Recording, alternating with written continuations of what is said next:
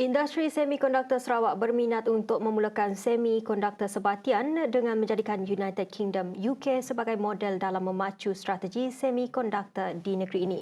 Ketua Pegawai Eksekutif Sarawak Microelectronics Design SMD Semiconductor Syariman Jamil berkata, permulaan kepada industri baharu ini akan menempatkan Sarawak sebagai salah satu kluster niche dunia dalam industri semikonduktor, menghasilkan lebih banyak bakat serta menarik pelaburan bernilai tinggi.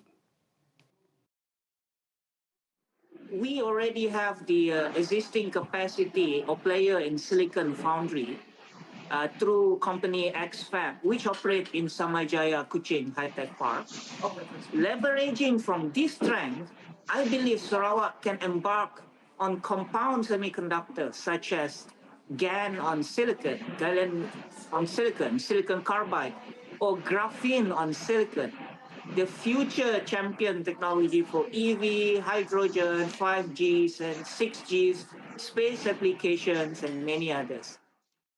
Kata Syariman, semikonduktor sebatian muncul sebagai industri yang berkembang pesat dengan menjanjikan prestasi yang jauh lebih unggul berbanding silikon. Jelasnya, kerajaan UK sejak 20 tahun lalu memilih untuk melabur dalam penyelidikan dan pembangunan R&D serta kemudahan untuk semikonduktor sebatian seperti gallium nitride dan silicon carbide yang mempunyai sifat-sifat unggul kepada logam pelengkap oksida semikonduktor. Beliau berkata demikian ketika dihubungi TVS pada Selasa berhubung lawatan delegasi Commonwealth di fasiliti Semiconductor United Kingdom yang diadakan bermula 27 November hingga 5 Disember. Terdahulu berkaitan lawatan delegasi tersebut, Adeline Teo, penasihat ekonomi pasukan diplomasi Dua Hala Suruhanjaya Tinggi British Kuala Lumpur berkata, lawatan tersebut bermatlamat untuk mempamerkan kemampuan semikonduktor di UK dan inovasi terkini mereka serta menyesuaikan polisi yang sama dan kepentingan sosial serta kerjasama awal penyelidikan dan pembangunan R&D. Hasil kerjasama ini katanya hendaklah menyokong pembangunan dan visi semikonduktor UK dan Malaysia. So from this initiative, we are glad that both the UK and Malaysian participants welcome bilateral exchanges on best practices, their latest technological applications, the practicalities of innovations, which is very important, and supportive policies, particularly in the areas of R&D, chip design, compound semiconductors, and advanced specification.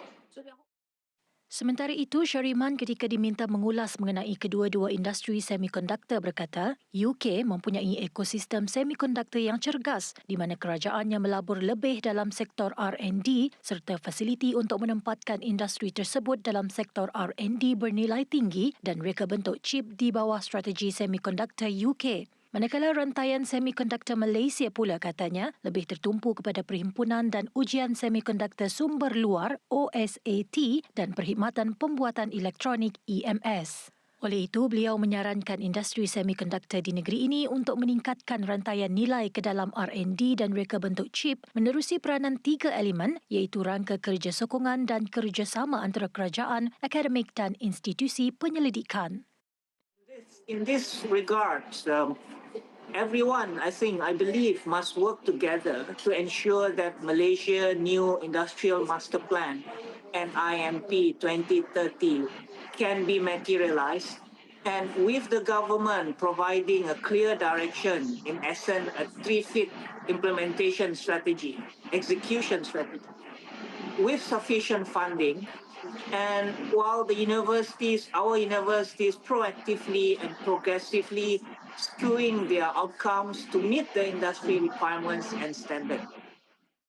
Dalam pada itu, Syariman turut mendedahkan sasaran SMD Semiconductor, iaitu anak syarikat milik penuh Kerajaan Sarawak itu, optimis untuk menghasilkan 500 pekerja mahir bidang semikonduktor menjelang 2030 bagi membekalkan industri berkenaan dengan lulusan terlatih.